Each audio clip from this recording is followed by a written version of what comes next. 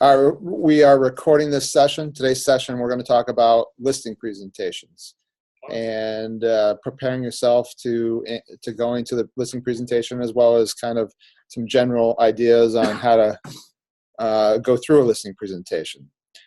First thing I want to talk about, obviously, is you need a listing lead. Obviously, those can come in many directions. I think if it's a perfect opportunity in this market, that we should all be going after listings as much as possible. If you are on the office lead pool, there are seller leads coming through. If you want to buy some seller leads, they've been working pretty well from what I hear. I don't know if we have any live listings yet, but some listing presentations have been booked through those leads. So consider getting into that group if you do want some seller leads. I mean, $10 a lead, I don't think the numbers are going to be any different than anything else, which is anywhere from $400 to $600, you should get secure piece of business. But if you get a listing and it sells like that in this market, it's worth the $400-600 as far as I'm concerned. So if you're not doing it that way, whether it's expireds, you're looking for expireds, or you're just kind of broadcasting streets looking for listings, those are all some of the ways you can go about finding listings. We can discuss that more outside of this. I just wanted to use this as an opportunity to how to prepare yourself and run a listing presentation. First thing I would suggest you do, because we have some good checklists in Broker Mint, is if you're in Broker Mint and you've got a listing presentation opportunity, first thing I would do is come in here and create a new transaction. And I've got a new one at, let's see, what is it, 41 Virginia Circle. It's a bank-owned property, but I'm just going to add it in here as a new transaction into Broker Mint. Anybody know the Grafton zip code? I don't even know what it is. Okay, Google, what's the Grafton zip code? Do you have Google in there?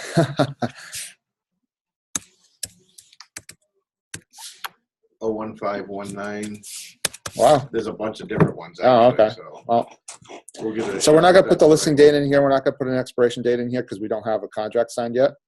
Obviously, it's not accepted because it's not an offer accepted on it. There's no closing date yet, but we're going to go ahead and add that. There is a required field under here for showing instructions. You can change this later, but if you've got a combo that you always use for your lockbox, put it in there as well. It's a required field because we'd like to be able to know how to get into your properties if you kicked the bucket or got ran over by a truck. Nice. Nice things to know. A lot of properties are retired to a beach somewhere. Right. You just said I'm done here, or you win the lottery. One or the other. One or the other. All right. So I'm just gonna X out of that. You can create the commissions now if you thought you knew what the commissions were. If you're adding commissions in now, it's basically going to put a placeholder in there for a potential piece of earnings that you will create. So obviously, if you haven't got a listing signed yet, you don't necessarily have to put that in there. You can just X that out. I'm going to go back and did I not add it? I think I didn't add it. But let me go back into this is my listing sheet here. Once you create your transaction, then you want to add the checklist, and you want to add the listing checklist, which is where is it? Listing through closing. You want to add that checklist into your program because it's going to actually give you reminders of things you should be doing as you progress from your listing appointment through your closing. And you can see we're just going to go back out of here and you can look at the checklist anytime you want to as well on the left-hand side here, even if you're not in one of your transactions. And if we look at the list through closing, it's got notes in here. So prepare for listing appointment. If you look in here, it's got create, print CMA, RPR report, public records, listing presentation, etc. So it's got some notes in here if you look at these items. And it's kind of got some reminders in here of things you should be doing as you progress through your listing. One of the things that I just got a reminder of this morning, I probably would have forgotten about it again, was remove open house info from MLS description and report to seller on how the open house went. Just good reminders to have in there to remind yourself of certain things you should be doing during your transaction. So those are part of that checklist, and they'll automatically be given dates once you add them into a transaction. So something to definitely think about. So now you're preparing for your listing appointment. I'm going to share with everybody also a Google Drive thing I created for a couple different reasons. One, my coach for the Viral Workman program had suggested I create this basically offering package that you're going to present to sellers to basically have them pick what program they want to list with you with. And the psychology of it is it's on paper and it's a package. So if they're going to start to ask you for all that at a certain discount, it's going to make them feel worse than if you just presented, hey, these are all the things I do, and I want to chart, and you start just verbally spitting out a rate. They're going to be like, oh, I don't know about that, versus if it's on paper. And then basically saying, hey, do you want me to market your property to the full effectiveness that we should be to make sure we're capturing all the potential buyers we can, or do you want to just kind of start cutting corners? So that's the psychology of it. We'll look at that in a minute, which is the marketing packages. But I did want to look at the checklist, the page 2 on here at the bottom of this Google Drive sheet, and I'll share this with you guys all, is a checklist for preparing for your listing appointment. So all of a sudden you've gotten somebody that says, hey, I'm thinking about listing my house. I want to talk to you about the value of my house, what you would list it at, how you would market my property. So you have to start preparing for that listing appointment. My opinion is give yourself at least a couple days so you can really do the research that you need to go in there prepared. Now, there's 2 approaches to a listing presentation that are pretty much the ones that I hear most agents using. One is the one-step approach, which is you do all your market data research, you print all your stuff, you get it ready to go, and you go there and you figure out a price, you get them to agree, you have them sign on the dotted line, and you leave with a listing. The second option that some agents do is the 2-step, which is basically going there, building rapport, walking through their house, talking to them about their goals, and then basically saying, all right, I'm going to go back, work on my CMA, setting an appointment to come back and do it the second time. We've had a discussion about this last week up in the Westford office in our meeting up there. And we kind of came to the conclusion that maybe the best approach is to go in and figure it out as you go and figure out what kind of personality they have. Well, what I do is I have all the information, like you said, as if I'm going to do everything that day. And if I feel like what we discussed, they're on the same page with what I have, then I just go ahead and do it that day. If I find that they're like coming from some other number somewhere, or I get to the house and I find out the kitchen's still stuck in 1966, right, then I'm like, I present what little bit I have and then say, I really need to go back and do some more research or whatever, and then come back with another number. Because again, if their number is way out of whack, then I got to go try to, close the gap between it or whatever, or be able to show why. But I am prepared to do it all that day if we're all on the same page. But if I find out that something's out of whack, then I'm like, all right, well, now that I've seen the house and I'm going to go home and do a little more research and then try to come back, Right.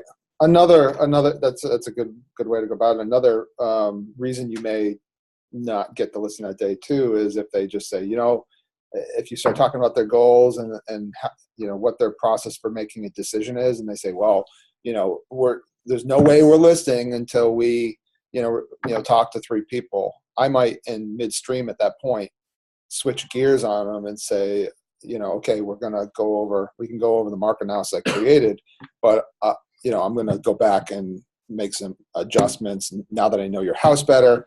When's your last appointment? I'd like to set up an appointment for the last one to be the last one in the door.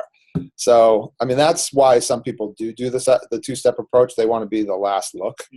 But at the same time, if you do approach it like, okay, I'm going to wait and I want to get in and be the last look. The last person I talk to is if someone else convinces them in the interim that, list now, then that's the fear you're going to have. So I agree. You go in there with not knowing exactly how it's going to play out, but being prepared to sign the listing agreement. I was talking to someone, who was I talking to the other day? I was talking to a potential seller the other day, and they said that an agent came in and met with them and didn't have the paperwork. And they felt like, how can you be prepared if you don't even have a copy of the paperwork? Mhm. You know, at minimum, you should have the paperwork with you to leave with them and say, you know, okay, you know, I know you guys are thinking about it for a couple of weeks. This is the listing agreement paperwork. You know, this is the stuff you'll sign when you're ready to go. Just so if they want to review it, they can review it too. Yeah. So this is a checklist of preparing for your listing appointment, and we'll take a look at some of this stuff as we go, just so you guys know where to look for it. But this is meant to be a kind of a starting list. You may, as an agent, develop more things on this list, but you should have a checklist, just like everything else in real estate. You should have a process and a checklist for everything that you're doing with your real estate. Anything you do should have a checklist. You know what you're doing every single time. And, you know, as you go and as you develop more things, you add more things to your checklist. But you got to start somewhere. If you're just flying by the seat of your pants, then, you know, every listing presentation is a brand new thing, and it shouldn't be. You should build up to a process that you consistently follow. So one of the things on the first thing on the checklist is the public report from MLS. So I believe that if the more paperwork you go into, and this is the one area where I think, you know, kill some trees. Kill some trees, bring a lot of paperwork with you. You know, we get into this world of e-signature everything. Sometimes a pile of paperwork is the way to go. So make sure one of the first things you want to do is print out the public records. So go to the public records report, find the property.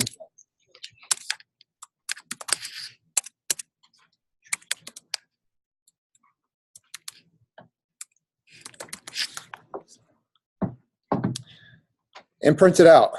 It'll tell you who the owners are. It'll tell you some useful data you might need in your market analysis. It should tell you what the last sale date was. I always recommend going over to masslandrecords.com as well and looking there to see more information. But print this out. This is handy to have, so you know you can tell who the seller is, when they bought it, what it's assessed for. You'll see the assessment for tax records. I've even heard some agents talk about assessments and how it's a relevant data point for figuring out values of properties. Be very leery of that. Assessments are basically they're just a way of getting tax money out of the owners. Sometimes they're on, sometimes they're off. Each town has a mandate for how close to actual value they're supposed to be. I think they have to be within. Most towns, they say they demand of their assessor's department, you have to be within 10% plus or minus of actual value on every property. That's supposed to be their goal. But, you know, I've met people that the assessor hasn't been in their house in 10 years. You know, and you think that assessment's going to be what the value of the house is? No. I've financed my house in Shrewsbury. It was like $60,000. Yeah. I've always said it's like the taxes on your car. It's never even anywhere close. Right. It's rare that it's close.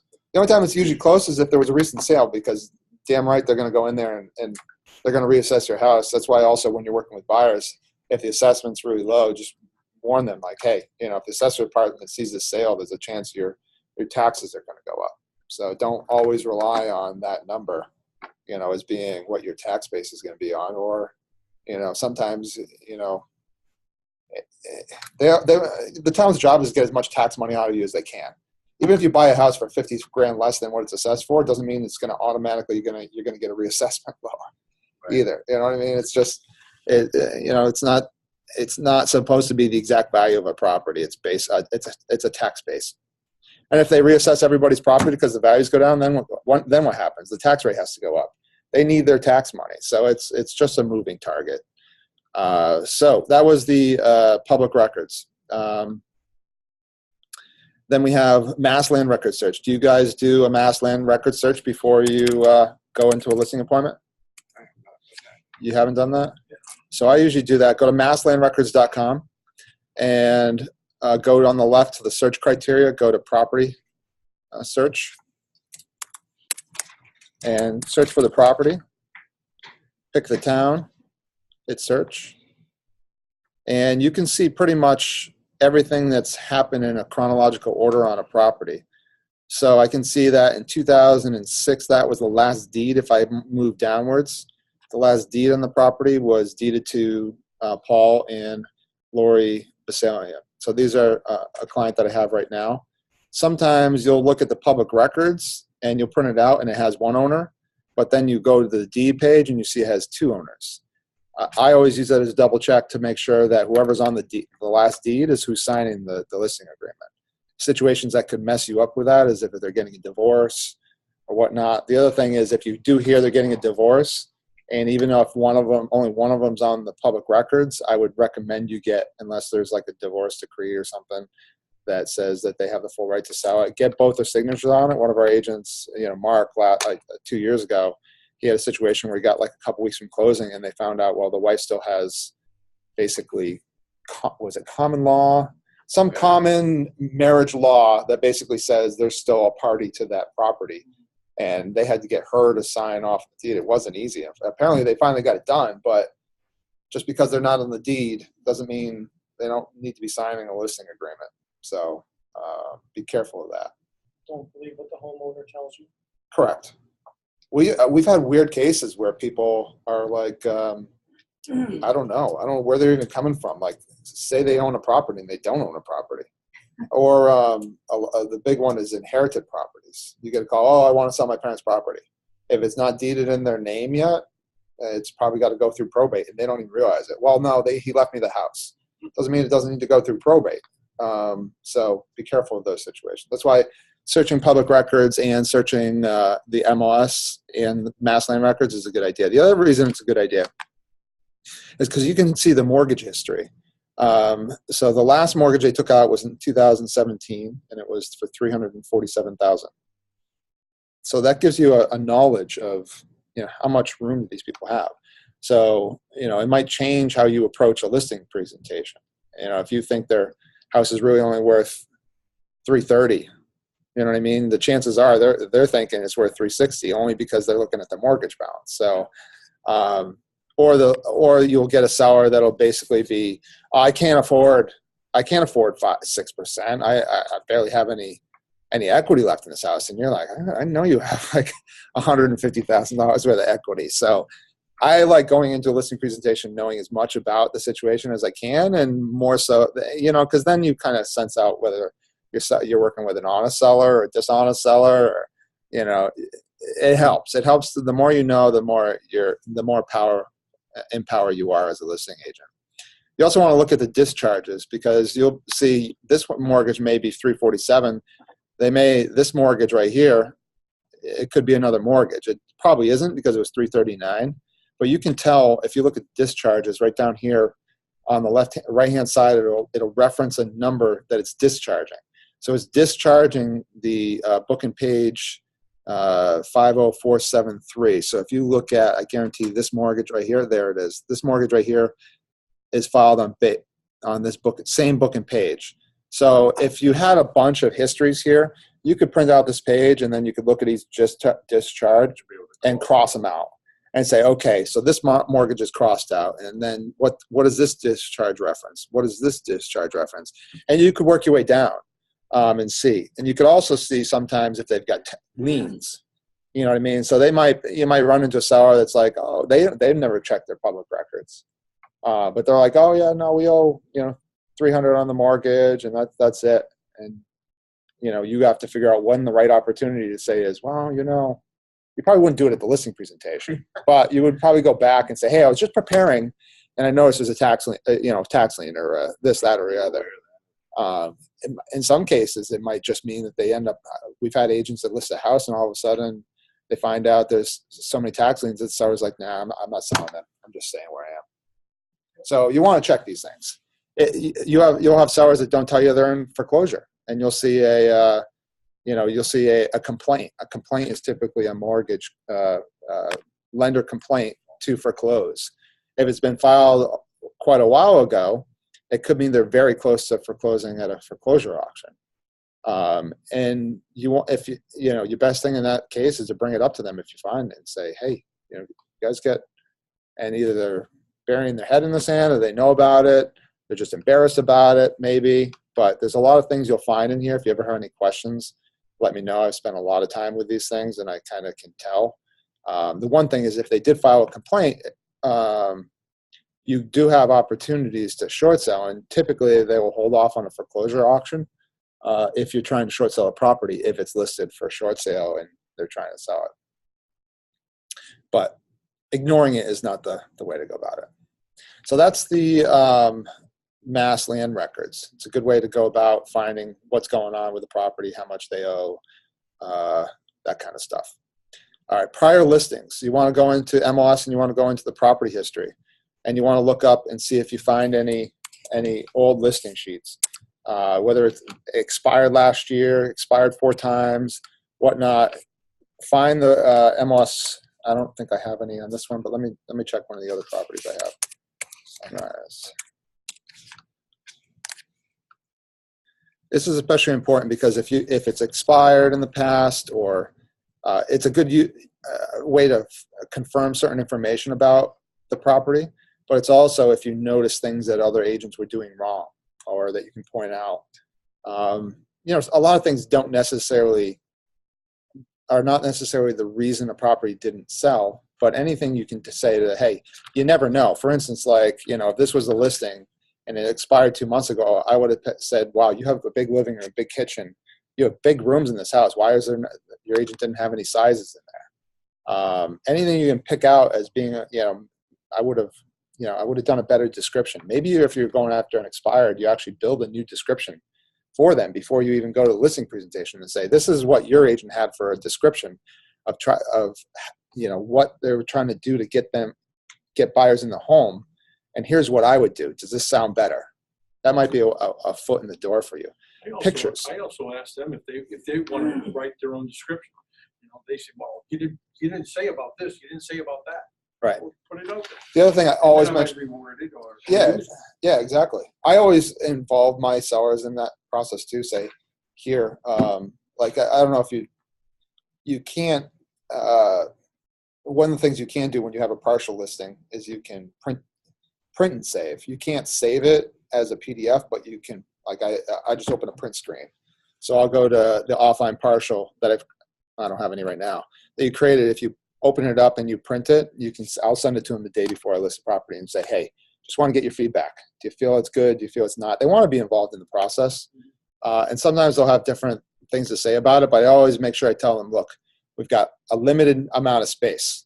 I've maxed it out now. If you want to add anything, we have to take something else out. So, because they'd love you to have 5,000 words in the description. We just can't as real estate agents. So make sure you print out those property histories, pictures also. A lot of us can take decent pictures. At the end of the day, are the pictures really the reason it's selling or not? Probably not, but it's a differentiator. I would always recommend any listing over probably 150,000, really, or even you decide maybe 200,000. You do professional photos. It's going to cost you $100 to $200.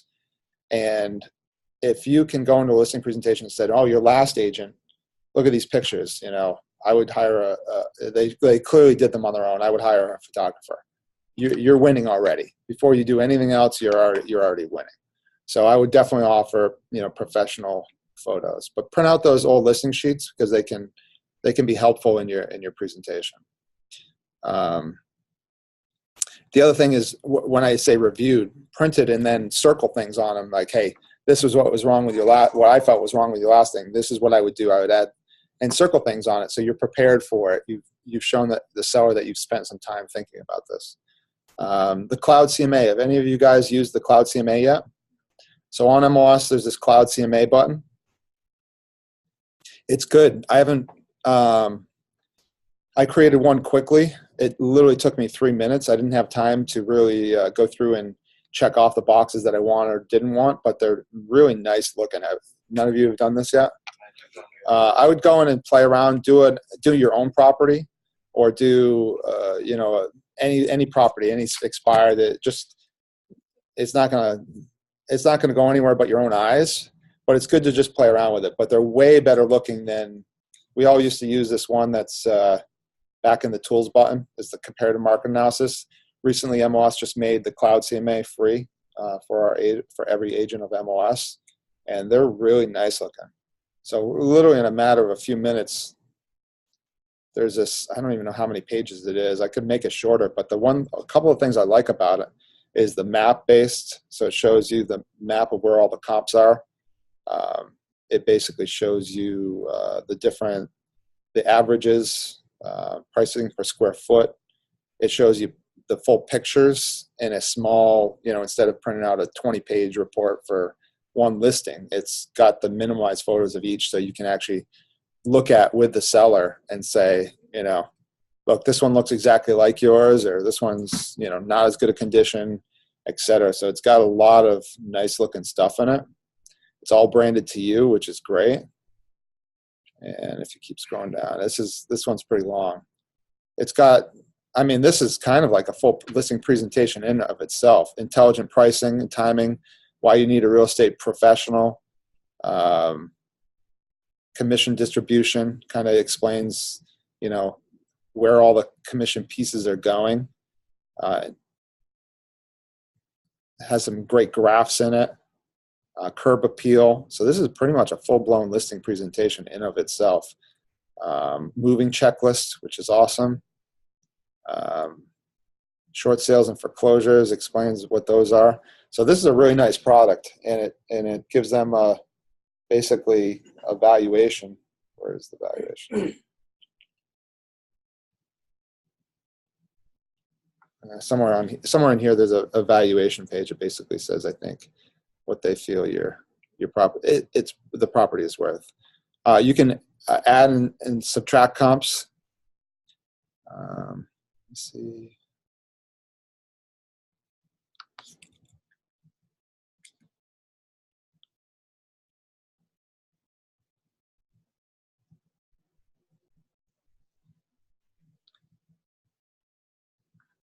Well, somewhere in here is basically their recommended valuation for the property, which is good. So that's one piece.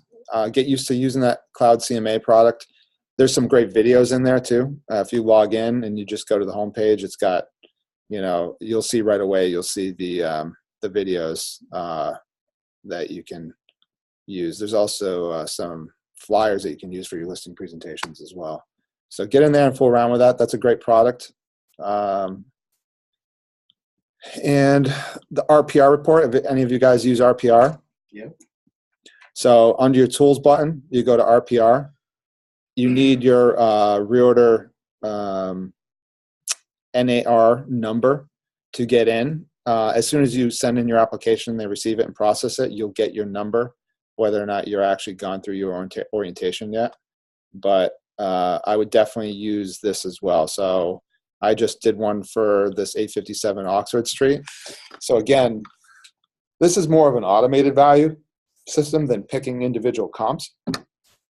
But I like going to a listing presentation and saying, okay, here's my market analysis, here's my opinion, here's the RPR report, here's the Zillow estimate, because your seller's looking at all those things. When I walked into this listing presentation, she looked at everything. She was looking at Realtor.com. She was looking at the comps herself.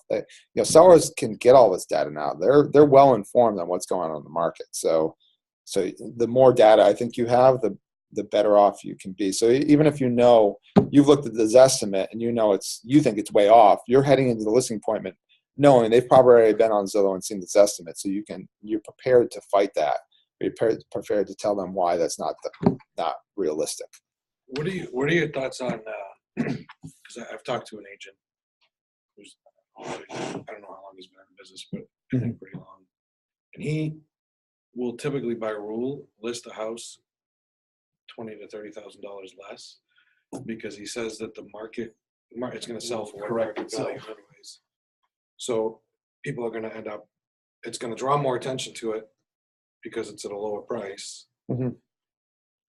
So he lists it like that, so he gets more offers, and it works, and he gets more offers, and it ends up selling for what market value would be. What if it backfires? That's my only argument. It's kind of a backdoor way of getting what you want.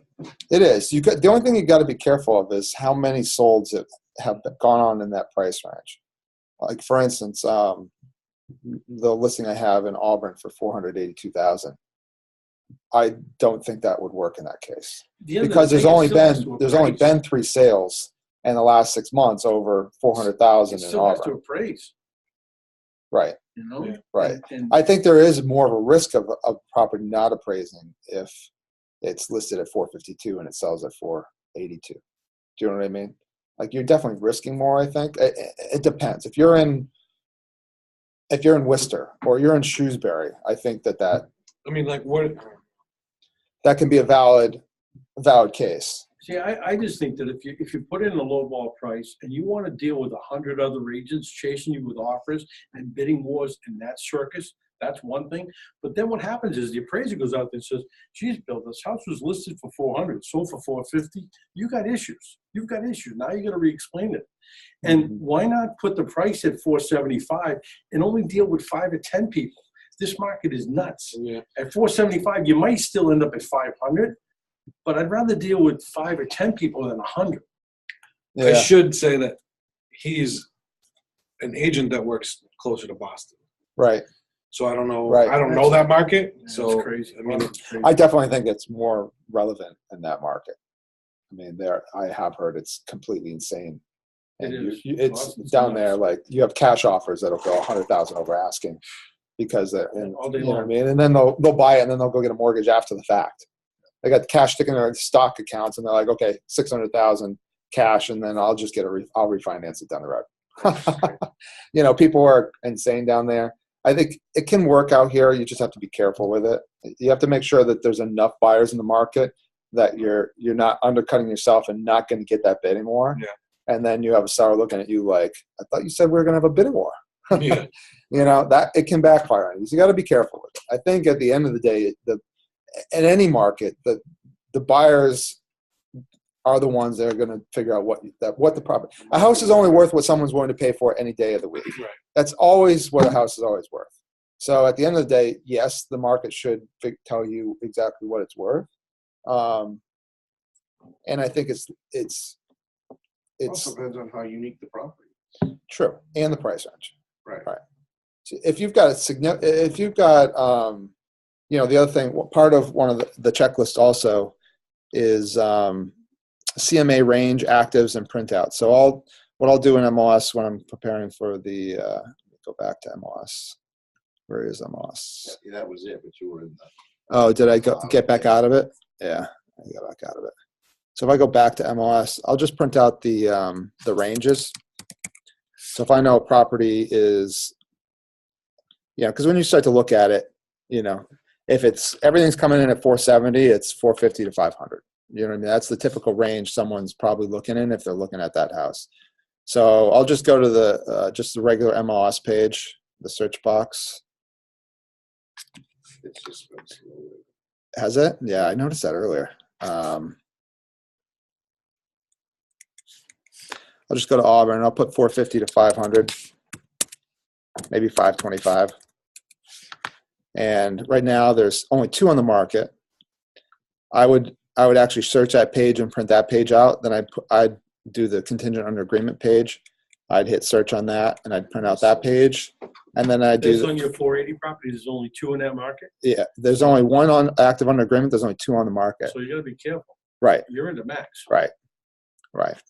See, And then I've said this there's only been before. 3 that sold in the last 6 market. So there that, again, I'm like, there again. So you print out all of those, and then you're like, where do you feel like you lay in? Where this you fit in that market, market? right? And if you're thinking about the pricing low and getting the bidding war going, I would never tell a seller in this situation that you could do that.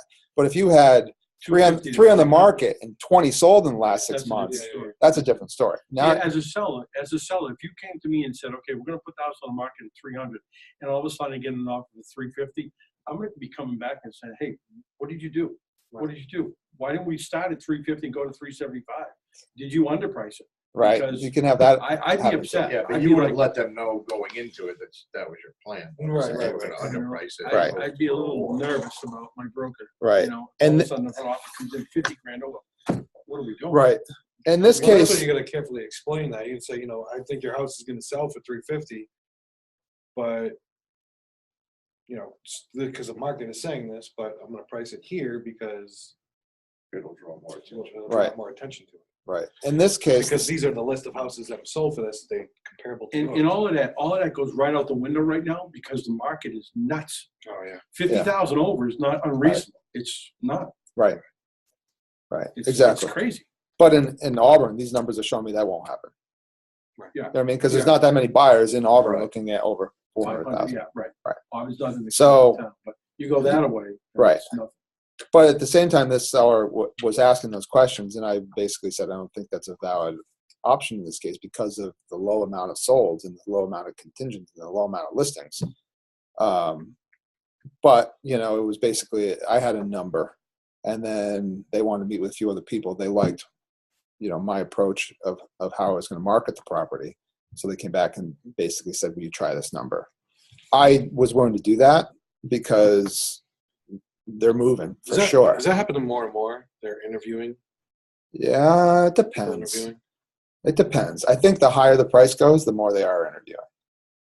Well, the commercials out now on I forget what if it's Zillow or Realtor.com or whatever, Mhm. but they say right out the bat they're like 70% of buyers choose their first realtor they meet or whatever, so Yeah. basically advertise with us kind of thing. Yeah. So It depends. Sometimes you get people that and they're just kind of like, "Hey, come on in. yeah, I need to list my house." They trust you, and other times they're like, "Hey, I know you, but I'm still going to do the interviews." You know what I mean? So it depends. It's good to know, though. It's good to find out and ask. But if in this kind of market where you can afford to, I think you can afford also to a little bit overpriced. You know what I mean? Because then if like this seller told me, if we don't get it in 2 weeks, I was probably more on with my number. We need to start reducing. Yep. Um, And that's fine too. I mean, right. You gotta make sure they're on board with that. Oh, absolutely. Yeah, exactly. So, all right, let's go back to our checklist. So we did our RPR report, full listings of key comps. So if you see 1 or 2 comps you think are like dead on with what that property is, you want to print those out. Because in a seller's mind, if they've got one value in mind and you're trying to prove something else and it's lower, then you got to show them proof. Otherwise they'll look at the one thumbnail photos and say, "My house is better than that." I'm like, "How do you know your house is better than that? You haven't even seen the inside photos." That's when you pull out the full listing sheet and say, "Well, I think this house is pretty close to look at yours." the kitchen on this one, and then Yeah. let's look at your kitchen. Right. Like where Right. do you feel that kitchen's better or not?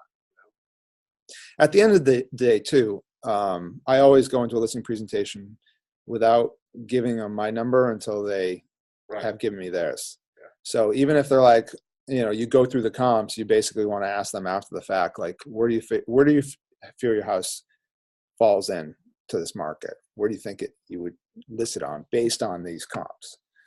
And then you can work from there. If they come back with you throw them all 450 and they're like 500, and you're like, okay, can you explain to me how you're coming up with that number? Most of the time, if it's illegitimate, it's be like, well, that's what we need. You know what I mean? Or want to pay off their credit card. I want to buy a new car. right. That has no Right. value in the house. Sorry. So at least you can work off the objections. I've seen and heard of agents that go in there and they, start spitting out their numbers. This is what your house is worth, and that the seller may not even tell you, I don't agree with you. They might just be like, "Okay, well, thanks for coming over. We're gonna talk to a few other agents, and we'll get back to you." And they're never getting back to you. you just insulted them with your number or whatever it may be. You don't know. So be careful of spitting out too much information. That's one of those cases where it's just as important to listen as it is to talk. It's a listing. That's why it's almost it should be a listing. You should think of it like a listing consultation more than a listing presentation. When you're presenting, you're just like, "Here it is. This is what I listed for," and they're just like, "All right, you're out." We're gonna That's wait. why there's a lot of brokers that try to buy the listing. Oh, you want 450? I think I can get you 470. But then you got to get it. You know, if you don't get it, then you're a bum. Right, They'll buy the listing. right. You know, everybody else says 450 and you all of a sudden say 470. Okay, great. Wow, 470. That's awesome. Right. But Right. then you got. I don't mind taking those listings, but there's going to be a serious conversation about, I really don't think you're going to get 470.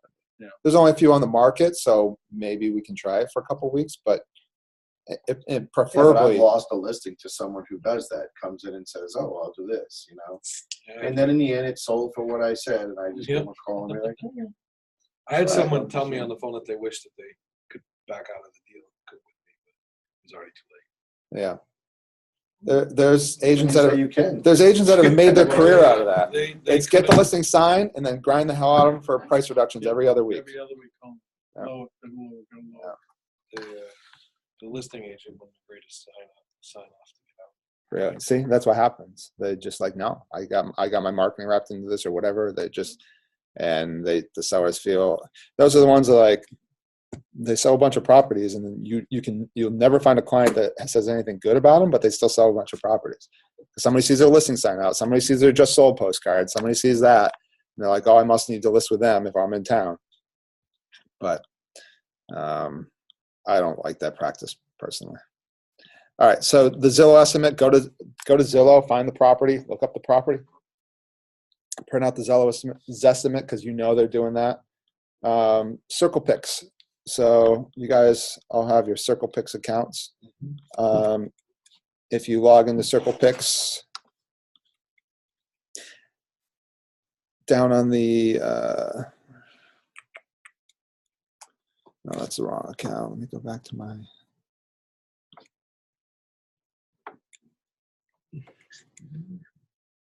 All right, so on your Circle Picks on the left-hand side, you'll see presentation flyer. One of the things you definitely want to print out is your personalized presentation flyer.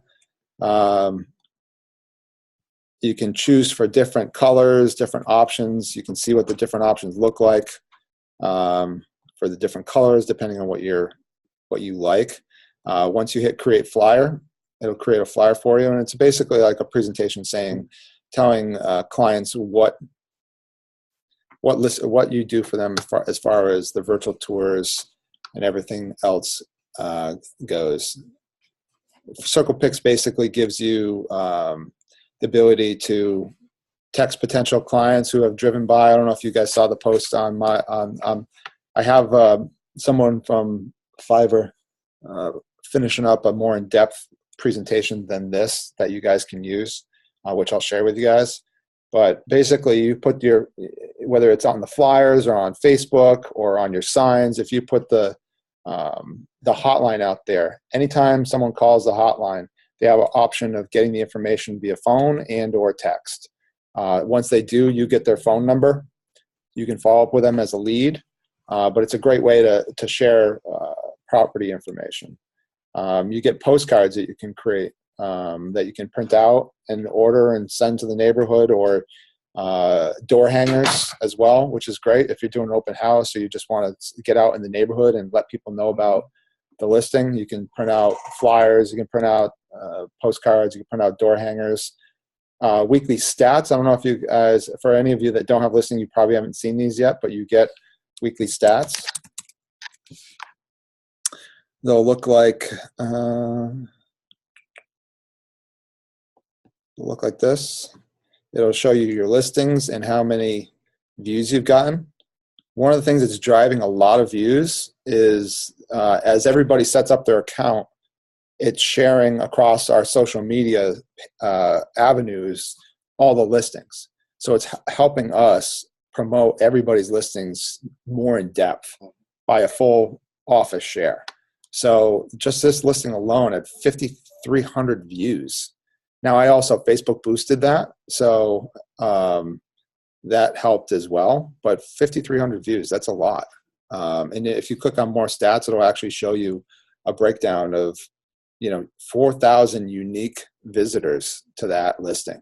So That's pretty one awesome. thing, like if you have a listing that's not getting a lot of showings, you can show them that 2,000 people viewed your house and we're not getting any showings. We may want to talk about the price. Yeah, You exactly. could use it as a tool for that also. Yeah, exactly. So when you're in CirclePix, if you go to your, your listings, basically on the left-hand side, you click on the listing tab. It says Manage Listing, and then in the middle of the page here, you select your listing. Once you select it, you'll see all the links to all your tour products. So if you wanted to run a boost with this, you just click on Virtual Tour Link, and then welcome this incredible residence. if you had an internet connection, it's a good idea to show this to the seller how you market these properties and how basically this website for this listing has all the listing information, has a mortgage calculator. They can print a brochure. It's got school information, walking scores, a map, etc., which is nice stuff. And then if you share that, you can share it to social media. And it'll open up as long as you're logged into Facebook, it'll open it up in Facebook. You pick the page you want to run it on. It's waiting. It's just the internet. It's been slow. Yeah. Everywhere. Yeah. It's not I won't go just that far, but you it's basically everywhere. post it on your business page and then you run a boost. That's all I did with that listing to get 5,300 registered that views. page you were just showing, that was on that house and that property only. So it's not Right. like this house and here's 5 other ones that are Correct. like It was this. that individual property. Right. So if I scroll down, I can find that listing. Well, I point that out to them, that that your house is going to have its own web page, not Correct. your house and here's 5 other ones that are like it. Correct. Let's see where I posted that. I posted that on my personal business page.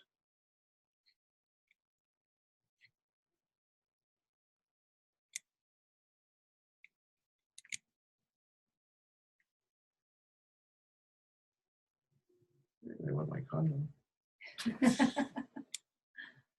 Is that your condo? Yeah. No, I can't find it now, but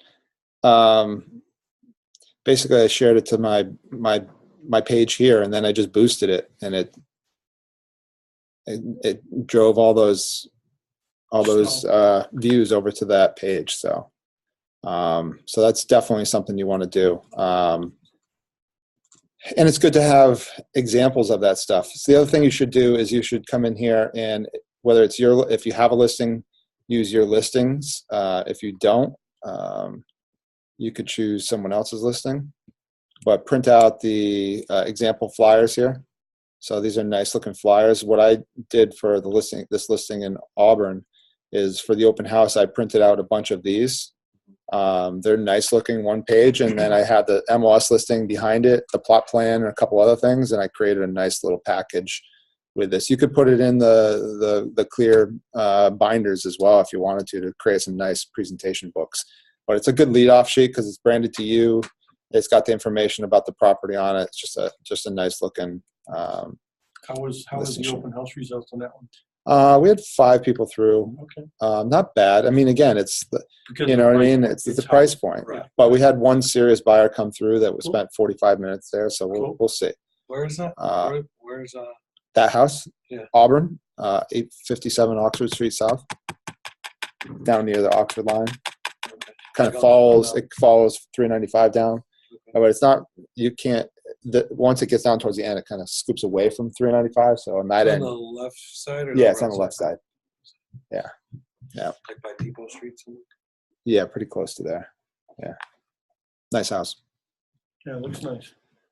So that's you want to have those examples ready for from CirclePix on how you market properties using CirclePix. Listing presentation. Again, I have someone working on one for our company, but if you don't have one or you don't want to present a full listing presentation, that Cloud CMA works just as So well. that'll be kind of like our exit sells faster. Yeah, it'll video. Yeah, it'll be like the presentation itself. I don't know if any of you ever used the one that Exit provided. It was like 30 pages long, and honestly, I don't know. I never used it. I Yeah. used the video. Yeah, exactly. Because Nobody ever video really used basically it. Did with that flyer you were showing. Right. The Cloud CMA is pretty much a good, in my opinion, is the best replacement. Not that you shouldn't have like a full blown listing presentation too. It's just that the chances of them wanting to go through that page by page is slim enough. Yeah, I never use a whole. Besides, once I show you the marketing packages, it kind of tells them without having you go page by page how you're going to market your properties. Make sure you have your business cards and promo stuff ready. If you have giveaway stuff, magnets, whatever it may be, have that stuff with you. Examples of listings you have marketed. You might, if you've had a good result and had some solds, bring those with you as examples. Hey, I listed this property, sold in 5 days, or whatever it may be. Have some of those kind of self-promotional, testimonial type stuff with you. MLS info gathering sheets. A lot of agents don't use these, but I think it's kind of professional if you walk in there with these. You guys ever use these? Well, Workman has the ones, right? Is that what you're talking about? No, I mean, they have that too. And hopefully MLS will come up here in a second. I'm talking about the bottom of the homepage. They have the input MLS forms. That basically, you know how all the check boxes you have to fill out in MLS. It has all those in a yes, in I a did use in that. a At the very checklist form. beginning, I did use that because I wasn't sure exactly what to I ask. just think it looks professional if you have that and you're walking through the house and you're like, okay, let's So you can let's write check it the down. electrical. It's 100 amp. It's circuit breakers, and you're checking it off as you go. Because, I mean, yes, I've been in the business 13 years, but sometimes I walk through a house and then I go Yeah. back and I'm like, crap, what was that? Oh yeah, I go I'm back like- and look at my photos and be like, yeah, there was tile in the bathroom, Right? or whatever. Right. Yeah. It's hard to remember sometimes. So let's see if those aren't going to, MLS isn't going to come up. But, here we go. So at the bottom of the home page, you'll find forms.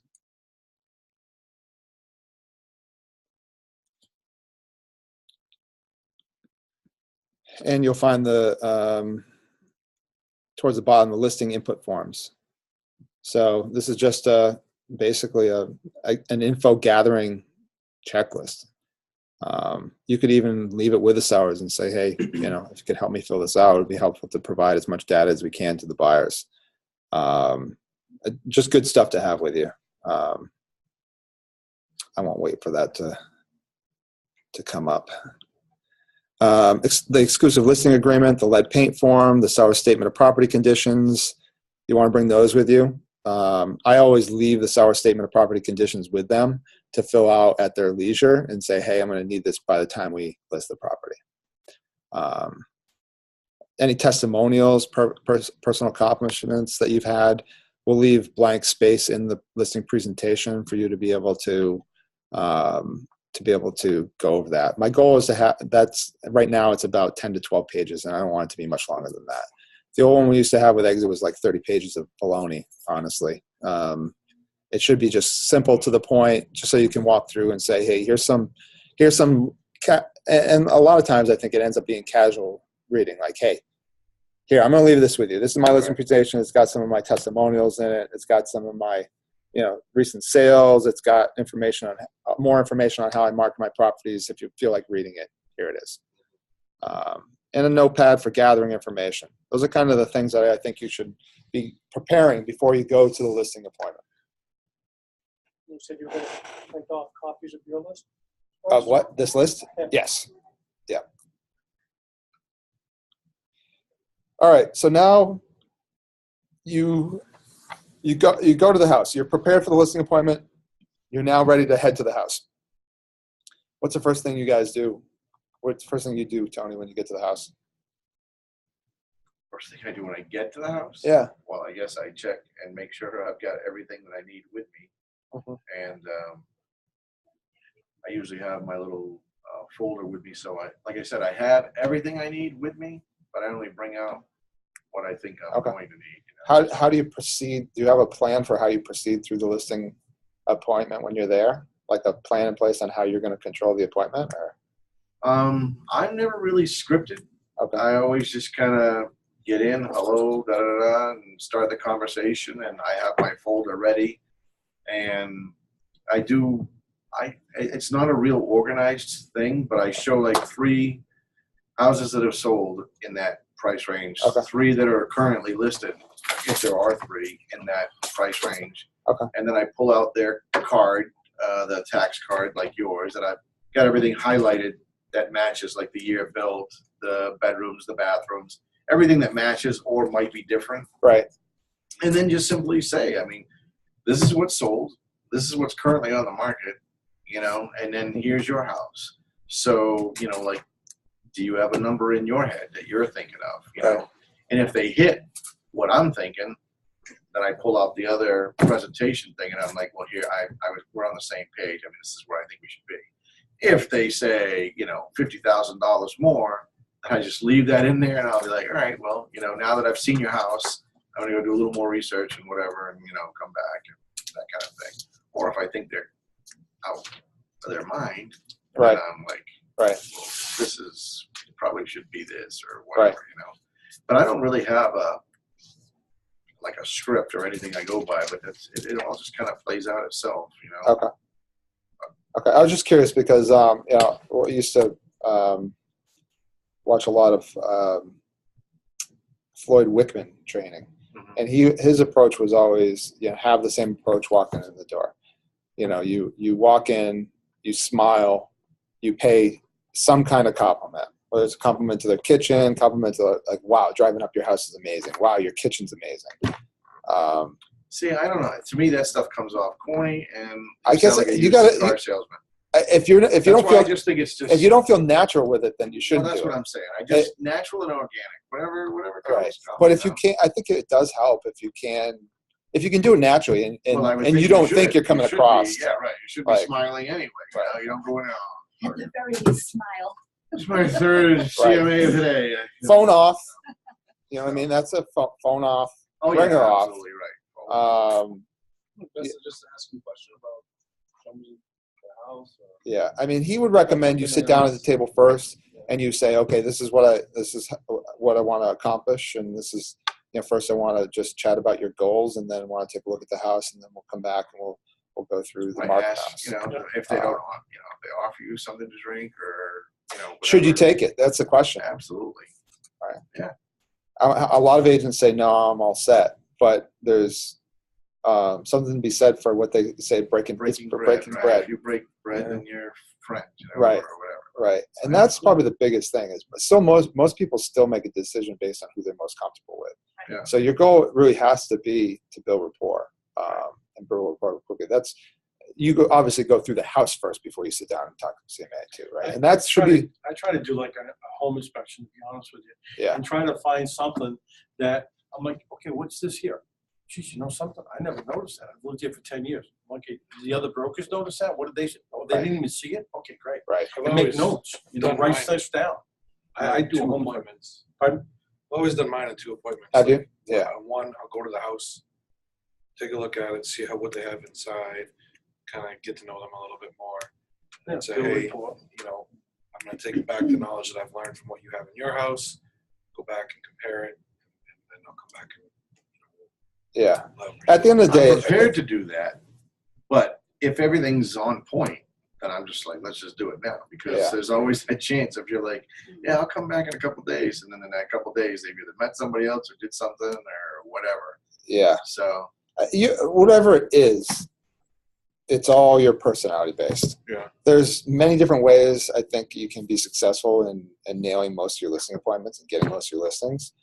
2-step, 1-step, a combination, or some people go in with a shitload of, you know, facts and stats and charts and all this other stuff. You know, You got to read the person too, because I went into a listing appointment with this lady that knew everything about everything, and actually expired and never ended up working out. But she wanted to list ridiculously high, and Mhm. I just took it because I took it. right. She was like, she knew everything. I was like, all right. She just wanted to get to the facts, the numbers. I was just like, all right, we'll skip over this. Right. right. Yeah. Oh yeah. Right, exactly. and it's always as an agent too. It's always a personal decision whether you take an overpriced listing or not. I think you should be looking at a couple different things. Are they serious about selling?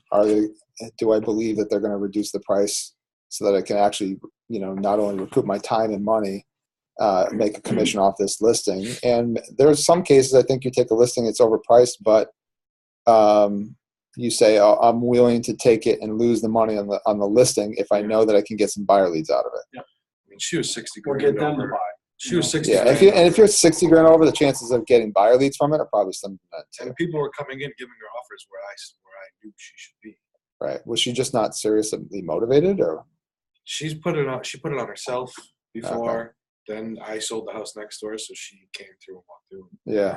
I got her that way. And it was just like So it's clearly not highly motivated. I tried to break the contract, and she wouldn't let me Oh, really? Oh, interesting. Tried to what?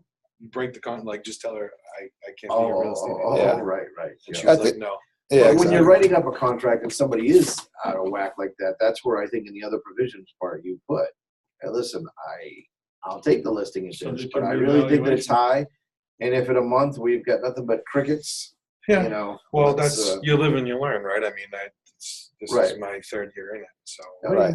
I Right. mean, I was only Everybody kind of over time, you take things you hear, take, suggestions, training like this, and you build your own approach, whatever's comfortable for Yep. you.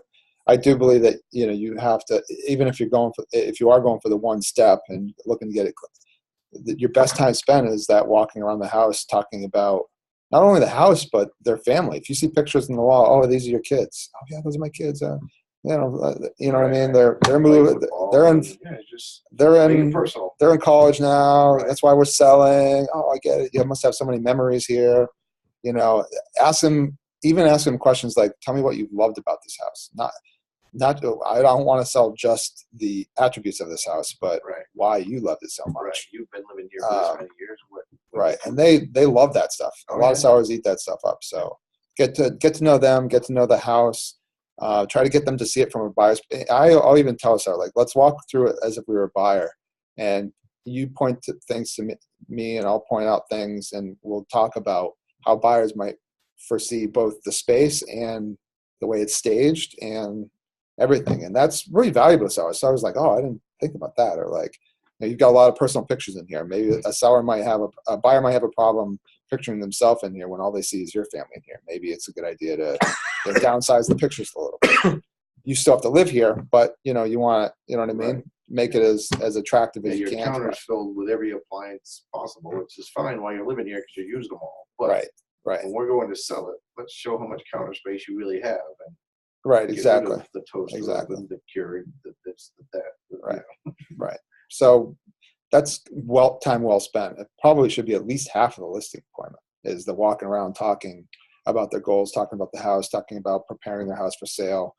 That probably even more so than the actual going through the numbers. So that's kind of how you want to go about it. You want to build that rapport with them. You really want to connect with them, and for some of us it's a little harder. It's a little harder for me because I'm a numbers guy and I'm a D personality. So I'm just like, let's just get to the shit and let's get your house listed and get it sold.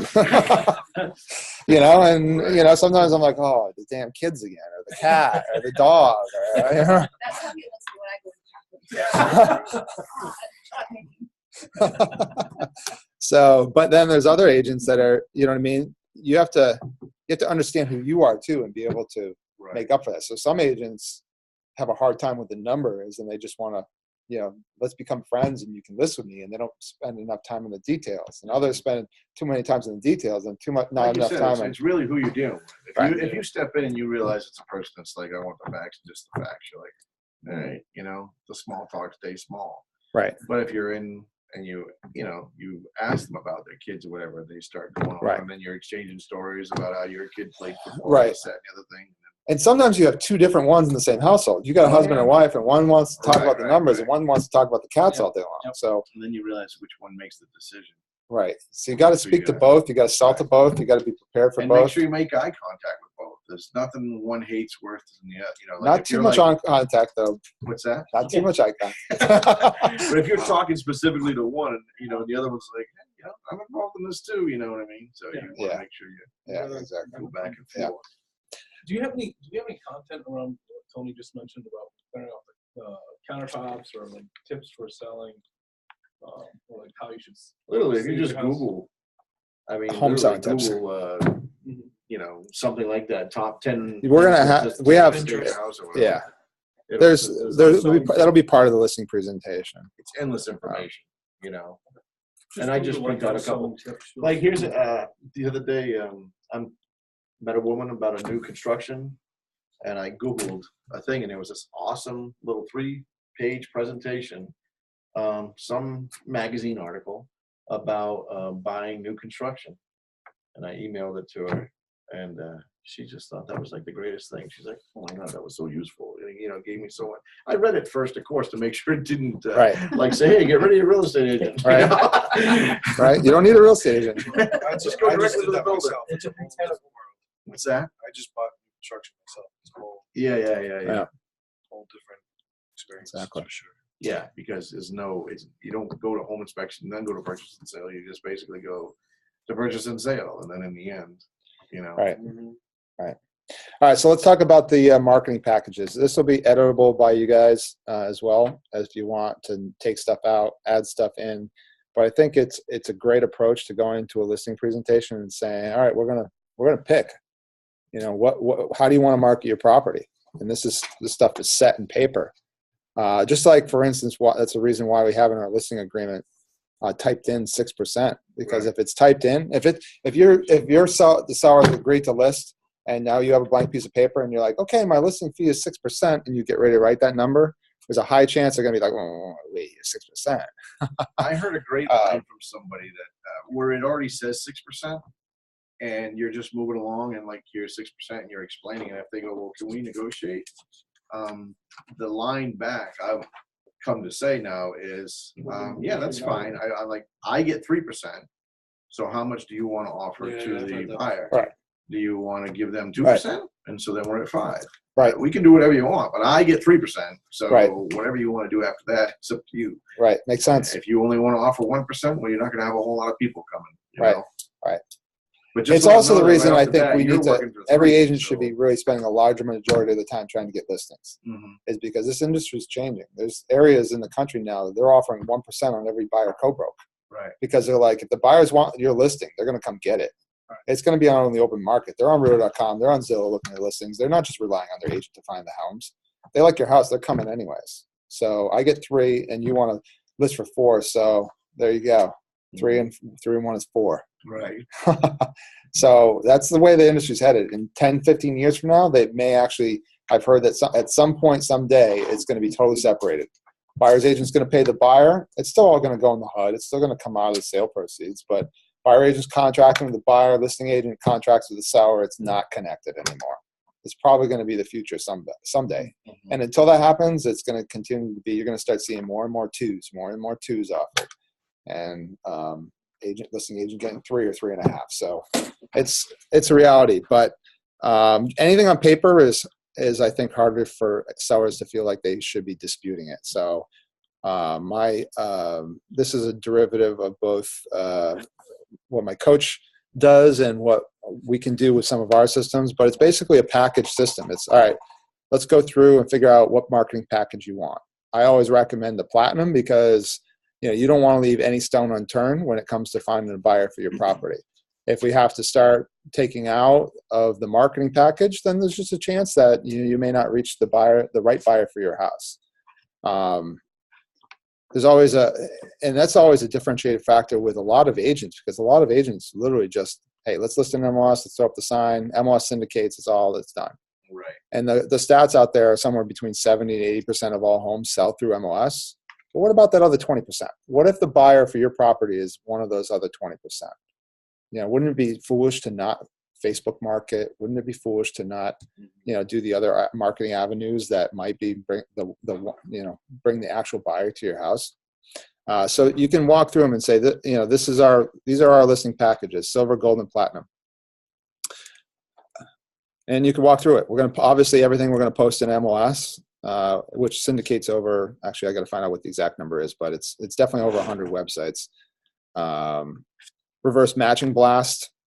You guys all probably know how to do that. You can do a Lux group homes match. I don't know if you guys know how to do that or not. I'll show this to you quickly if I can log in here.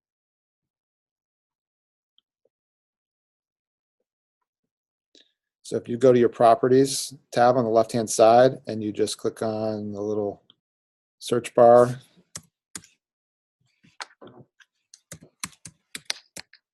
you don't have to type out the whole thing either. If you just type in 857 Oxford Street, it's going to pull it up. And you can click on this buyer match. and it'll tell you how many buyer matches there are in our system. There's over 17,000 registered buyers in the website. And this listing had, let's see how many, if it tells me the exact number, but quite a few matches. So if you want to, you can check them That's all. their match score, I see. So like Yeah. 75% of what they're looking for. Correct. So one of the things you can do is you can promote to all those clients, but it's going to come from the agent that they're registered with.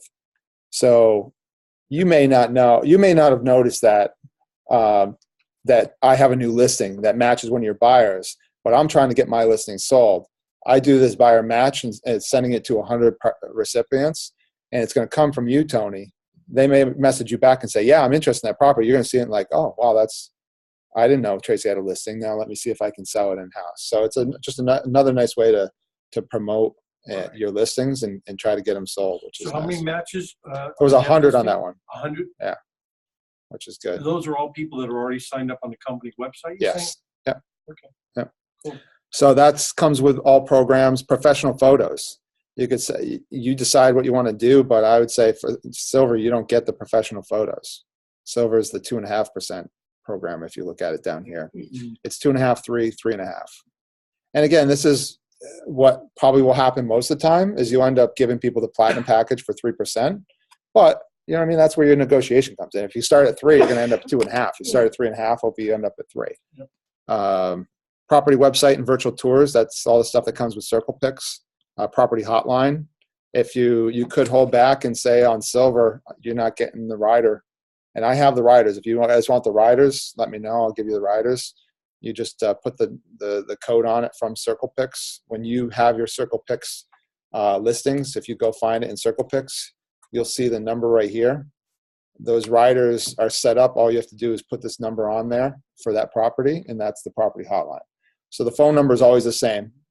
It's on the rider already, and you just add the extension to the rider and put it on your sign, and it's ready to go. This automatically happens. Your listings syndicate right from MLS into Circle Picks. This code is automatically created. You just have to go into Circle Picks and get it and put it on your rider. So, And that's different per property. yeah, it is. I just got 2-inch vinyl stickers, and you just stick them on the rider. Yep. If you had really good handwriting, you could probably do a marker, but my handwriting sucks, so I got the vinyl stickers. So I'm not including that in the Silver package. Facebook boost twice a month. Facebook boosts. So with Silver package, you get once. Gold package, you get twice. Platinum package, you get 4 times a month. This has an added benefit. For your sellers, it looks like you're doing this to promote their listing, but it's also, if you're using it based on your website, you're capturing leads with your website as well. So it's got a double-ended benefit to you. Seller pre-listing inspection. We're going to have a presentation by one of the home inspectors that's been promoting seller inspections. They're running less than $200. So it's not a bad idea. Have an inspector go in there, do a quick one-hour walkthrough, and give you a report on the things that might come up during a home inspection that they can rectify now. We all know that home inspection issues are deal killers a lot of times. And it's not necessarily that they're big issues. It's just the inspector blows it way out of proportion in the buyer's heads. And next thing you know, it kills the deal.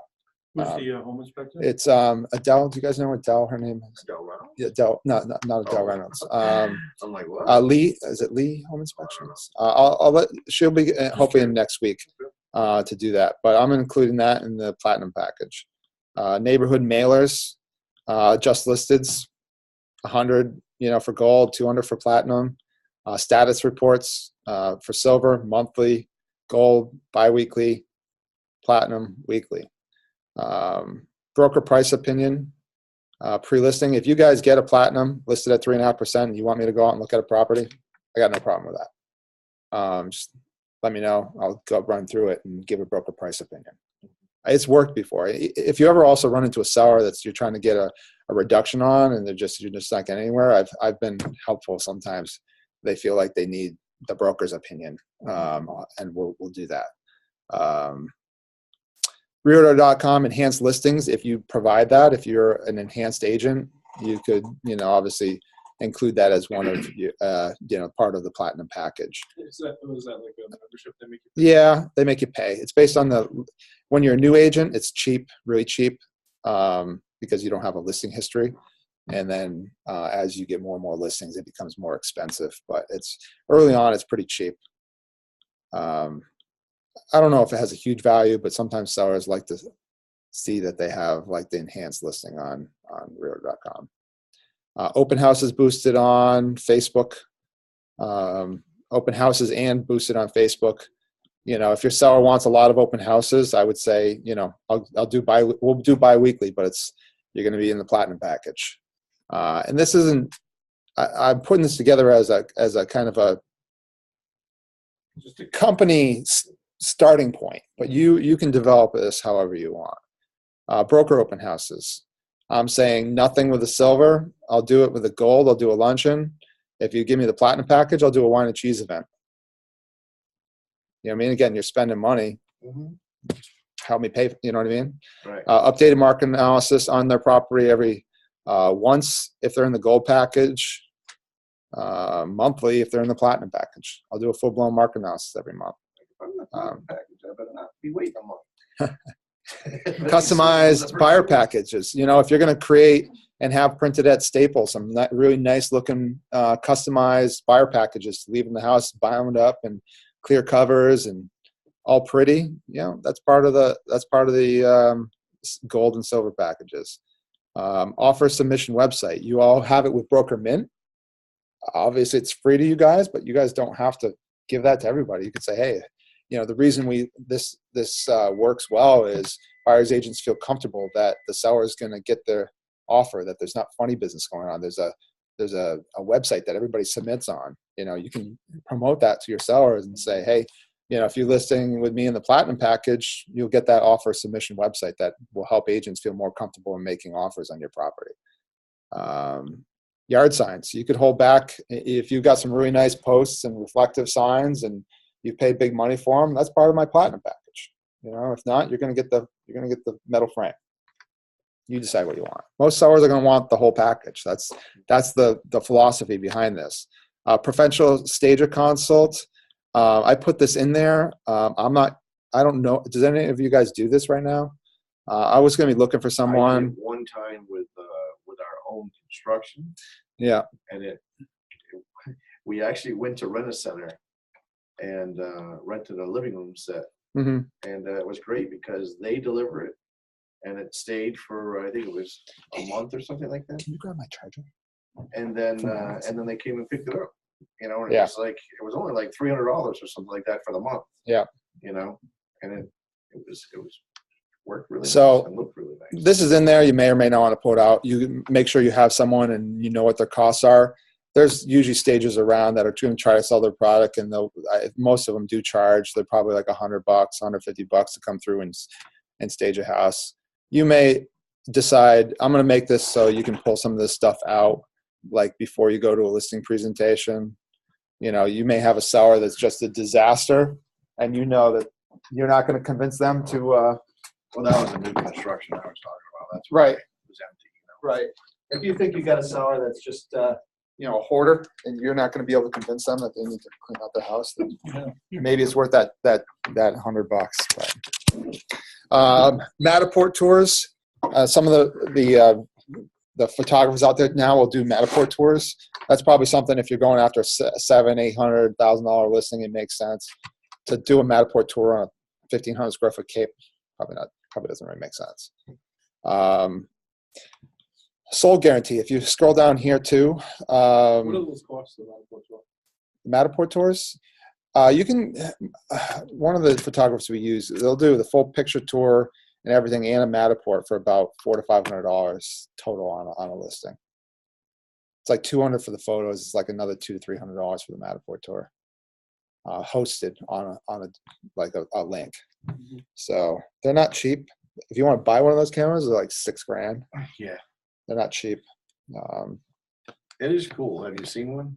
Have you done one? No, It really is. It's You- amazing. Yeah, if you Google them, you can see what they look Right. like. You It's click, there's little circles on the floor, and you just click on the floor, and it brings you to that spot. And then you can like look around from that spot, and it's real. It's pretty wild. yeah, they're pretty cool. But sold guarantee. Again, you can take this stuff out if you want to. You could say, hey, if you're listing in the premium package, my sold guarantee is if the property is not sold within 5% of our mutually agreed list price within 40 days, the Lux Group will reduce the platinum commission rate by 0.5% off the agreed marketing package. So you could decide if you want to include that. You know, if you're trying to convince someone to list at, pay you 3.5%, then, they're really reluctant about it, but you're on a list price that's going to sell quickly. Say, hey, look, how about if I throw this in? And you could leave that blank and just, write in included, and then add it after the fact. So that's basically it. If you have anything else you want to add in there, you add it in. They basically pick the package, and again, probably most people you want to develop this to your liking as well. If you're not willing to do all these things, don't show all these things. But I think if you use it, and most of these things you're probably doing anyways, and if some of these ads are going to develop your buyer leads in addition to listing leads, it's a good plan. And if you can't get them at 3.5, what do? Do you jump to 3? 3.25. 3.25. Right. You don't have to go down a full. Right. I never understood why agents always give up 0.5% at a time. They're like, okay, it's 6, it's 5.5, it's 5, it's 4.5. And what about the quarters? You know what I mean? A quarter, 1% on 400,000 is $4,000. So a quarter is $1,000. That's your marketing money. Why would you give up $2,000 if you can only give up $1,000? So it's all part of your negotiation. You just decide, where you want to be and have your seller listed. The other thing you could offer, as I threw in here, is a coming soon package. Never do One- that again. One area to be Cautious. cautious of is if you have a listing coming and you want to promote it coming soon, make sure you have a listing agreement signed and a non-MLS or a delayed MLS listing form. Those forms you'll find in the MLS. I'm probably not on the homepage too, but they are. I'm still here. Take it that didn't work out for you? I had a $425,000 listing. Was going to be listed, period. I mean, a friend of mine, the whole 9 yards, my old neighborhood. And talking in here and talking about it and promoting it, there was another agent that's like, oh, I've got a client that'll be perfect for that. And neither one of us did anything wrong, but he's talking about, people that he's going to be working with. And so anyway, there was a teacher at the school that knew both people and overheard, from wherever, us talking it up, says, oh, I know them and I know him. You're going to be buying a house and they're going to be selling a house. And basically she put the two of them together and they came to an agreement of $412,500 or whatever it was. No agents. Sorry, Tony. Sorry, John. And neither one of us got our commissions because neither one of us had them signed up yet. It was just something that was coming. Yeah. So Yeah. he So was make like, sure. "Oh, I'll give you $1,500 just because." I'm like, yeah, no, thanks. Anyway, just keep me in mind in the future. Yeah, it's tough. So if you're going to promote anything, it's coming soon. Definitely Even- have it written. Even talking about it with anybody. Get the MLS, the listing agreement signed, and a deferral of or a delayed listing form, which is on the MLS homepage, to delay the listing. So if they're getting it ready and they're going to list it on 5/1, and you want to promote it as coming soon and try to see if you can sell it beforehand, make sure you get it signed for now, and just also a delayed listing form saying you're going to list it on MLS on 5/1. That way you're protecting yourself. You got your listing agreement signed, and that way they can't go and do that. But you could also say, hey, if we do that, a way of getting a seller to sign that and agreeing to lock in with you is saying, hey, look, if I do this coming soon and we're able to find a buyer, I'll reduce my total commission to 4.5%. And you can decide, even if it's not listed in MLS yet, you could say, it's 2% to a buyer, 2.5% to me, plus any of my expenses. So you just save them off the 6% plan. You just save them 1.5%. And if you end up buying the photos or anything, you basically, it's the 4.5% plus the cost of the photos. And you just save them money. You sold the property before it hit MLS, and you both win. So that's one of the things you can do is say, hey, I want you to sign on now. I want to promote it, and I'm going to give you a little bit of a cut if we find a buyer before it goes on MLS. More likely to get those signed if you do that, probably. But that's basically it. It's basically, once you agree on price. And the other thing, make sure when you're in a listing presentation, before you go into any conversations about commission, that you agree on the list price. And ideally, you should be handling it in 3 closings. One is they agree that, basically say, hey, if we can agree on price and other terms, based on how I've told you how I market my properties, would you be willing to list with me? You want to get that pre-closed, because a lot of times if you don't, they're not going to tell you that they disagree with you on your price or your commission. They're going to say, well, I just want to see how other agents market my homes. If you've gotten that pre-closing already of, hey, I agree, you guys look like you market the properties really well, they can't go back on that. It's harder for them to go back on that and say it's a marketing issue.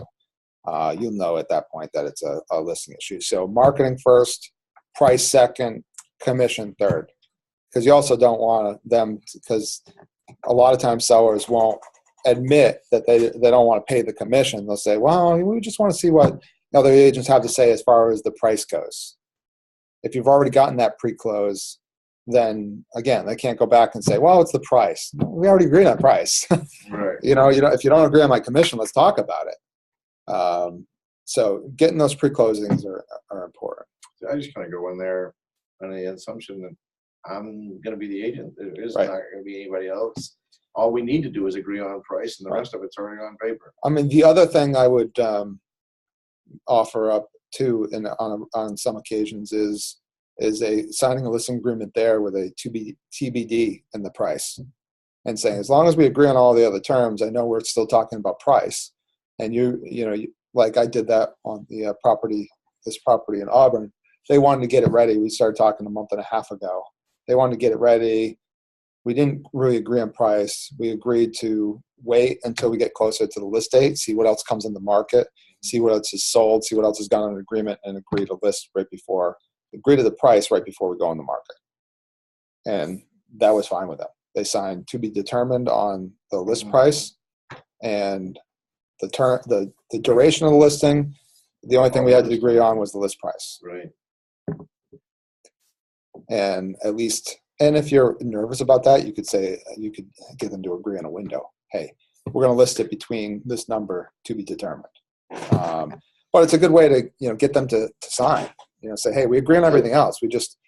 I need to go back, do some more pricing review, or you need to get your house ready. A lot can change in 45 days. Let's just get the listing signed. That way, and the other thing you can use as an excuse for that is like, it's going to take me time to do all these things, to get all these things lined up, to get my marketing ready. So, I can't do that overnight. I need a couple weeks time frame. So you're going to get your house ready over the next couple weeks. I'm going to start doing some of my pre-setup work, scheduling the photographer, that kind of stuff. So let's agree to list, and then we'll determine the price on the list. But any other questions on that kind of stuff? So it's really a lot about being prepared and just knowing, what your goal is going in there, what you're willing to do, having an approach to try to get the top commission you can. Obviously, that's the goal.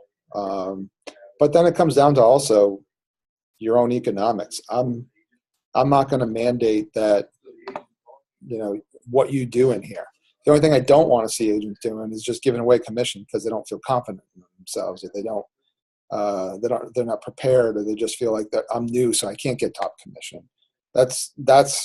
Or I'm just going to try to, buy the market by offering and advertising to the world 3.5%. That's why in our sales rep agreement, I think we had minimum. I forget what we had in there for a minimum. It's only a suggestion. Do I care if you take one at 4.5 or 4% because it's going to be a quick sale and it's on a busy street and it's going to lead to other referrals and it's a good business decision? Oh yeah, take it all day long. Yeah, I drove by a place in Webster yesterday. They had a big sign on the window that said 3% commission. Yeah, that's just bad. In my, I was like, what? and they could be playing tricky games. They could be saying 3%. That's just the list side. Yeah, right. They could be trying to get people in the door that way. Who knows? I've never really liked those gimmicks like sold in 60 or we'll buy it. Like, I mean, seriously, you know, I mean, any of us could do the same thing. Sure. If I don't sell your property in 60 days, I'll buy it at 60% of Yeah. an appraised value. Lamakia's. I mean, Tony's had been a victim of that before where, you know, somebody saw a Lamakia commercial and they called them and wanted to find details and they played the game of, well, we can't talk to you about it until you're till your other agent out of contract and expired or canceled on MLS. So then it was a matter of, oh, I need to hear what, you know. So I that, even wrote a letter saying, look, you're more than welcome to do your presentation, but in no way am I letting my client out of his contract. He's like, all right, that sounds good. And he took it to Lamakia, and they're like, no, has to be completely out of you know, I'm like, do you understand that all they're doing is trying to get the listing, you know? He's like, no, they've got the special. I'm like, okay, you know. And in the end, Lamakia got the listing at the exact same price and sold and it. the exact same commission, everything. Mhm. And to put the knife in even further, at one of my open houses, somebody was like, I really like this house, but it's not exactly what I want. I'm like, yeah, the house you want is over on Josiah Boulevard. And I sent the buyer over to the guy to buy the house besides. So, Yeah. Yeah. So, I mean, and I know what their guarantee is. It's like 70 or 80% of LTV. mhm. You know what I mean? And they figure they're probably never going to. And it's so many terms with it. It's like at our mutually agreeable list price. Right. You That's know, what if I you're told good him. at- I said, if you want to list at $30,000 less, I'll be happy. I can sell it tomorrow. You know, Right. but I said, no, this is where you should be at. And of course, I'd be curious to know if they actually gave him the guarantee or not at that same list price. yeah. The chances are they went in there and said, well, I can't guarantee it at that list price. Right. Exactly. But I'll list it for you at that But at price. that point, now he was embarrassed to come back and tell me that Right. you were right. Right. So he was just moved forward. Right. So you can create all the kind of stuff you want. Just, you know, be careful about it. And, you know, you want to offer a sale guarantee like that, I'd prefer you not. But don't shout it to the world if you do either. I think it, just like my post on the weekend about Tony. it wasn't about Tony, but I think you got to be careful about the standard you set for yourself to the public. You know what I mean?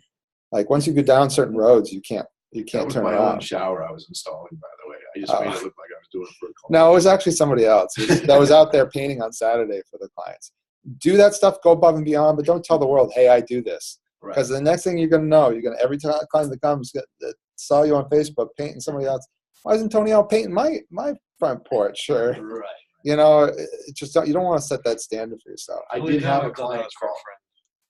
I did have a client call Yeah. or comment or whatever saying, hey, I got some painting that needs to be done. And I'm like, hey, I said I'd do it for them. I didn't say I did it for free.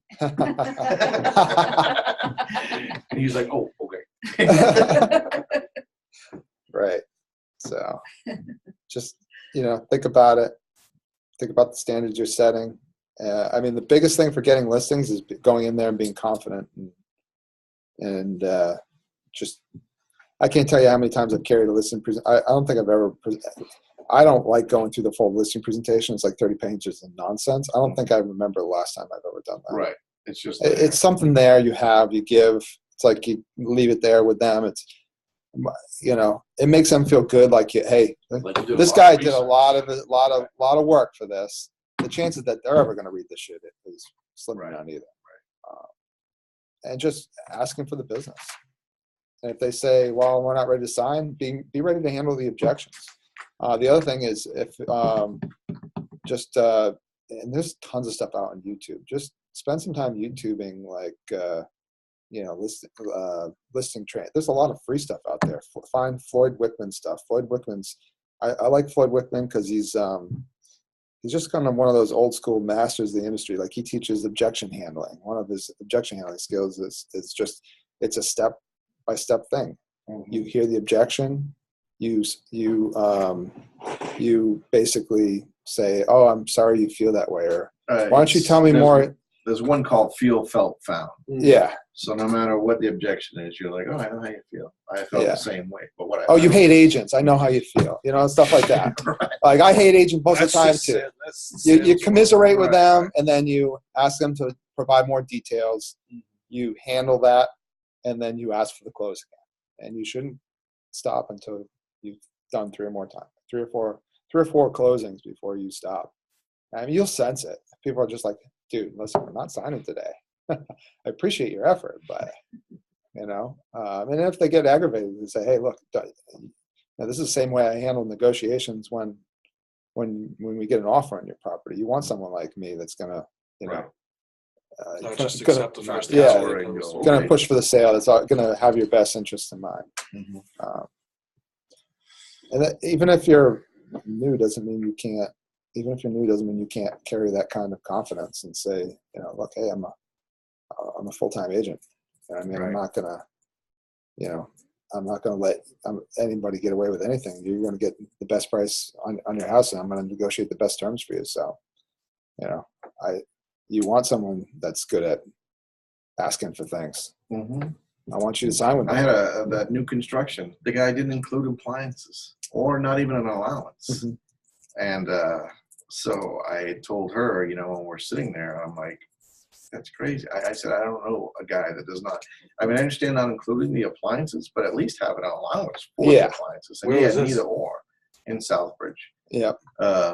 So we wrote in the offer. I said, look, we're not balking about the price. She's a very strong financial, So we wrote in there like a couple different things. And then also we wanted a $1,500 appliance allowance. Mhm. And they took it, but when we left, she was like, I'm so glad you thought to put that in the offer. I would have never thought to do that. I just thought when they don't offer it, they don't, Right. you don't get it, Make sure you put professionally cleaned before you move in. Yeah. Mine wasn't. No. We had dust. It was just like, it was just construction dust everywhere. Right, right. So we had a nice thick layer. It took like 2 weeks to clean. Right. Yeah, exactly. Not only custom. No. We literally vacuum out like when the plumber puts his, drills holes and leaves the shavings, and you figure, hey, the drywall's coming, guy, it's going to be closed up in there, and nobody's going to ever see it anyway. We vacuum all that stuff out. All the stud spaces out. Everything, yeah. When you come by and see our job site while it's being done, it looks like a finished product. Yeah. We make everybody clean up every night before they go.